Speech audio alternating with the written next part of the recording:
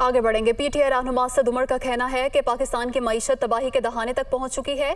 Imported हुकूमत मुआशी मसाइल हल नहीं कर सकती। उन्होंने कहा कि महंगाई खत्म करने का दावा करने वालों ने महंगाई में इजाफा कर दिया। बहुत हो गया, अब अवाम के सब्र का पैमाना लबरेज हो गया है। वो कराची में मीडिया से गुफ्तगू कर रहे थे।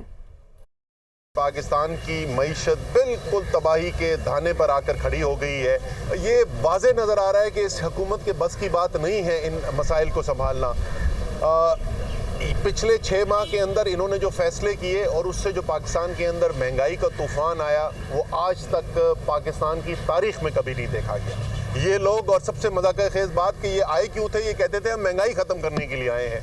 और जो ज़रूरी अशिया की अफरात ज़रब इनको 16% पर मिली थी, जो ज़्यादा थी, और पूरी कोशिश की जा रही थी कि उसको कम किया जाए, उस 16% को बढ़ाकर ये 45% पर लेके पहुंच गए हैं। तो पहले ही सबसे ज़्यादा पाकिस्तान की तारीख की महंगाई और उसके साथ अब बहुत ही ख़तरनाक बेरोज़गारी सामने नज़र आ रही है।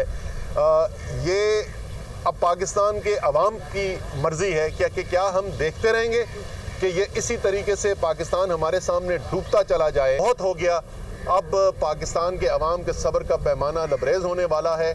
और ये नहीं हो सकता कि एक तरफ आपके सैकड़ों अरबों रुपए के केस माफ़ होते जाएं और दूसरी तरफ पाकिस्तान की मईशत जो है वो दलदल में धंसती चली जाए।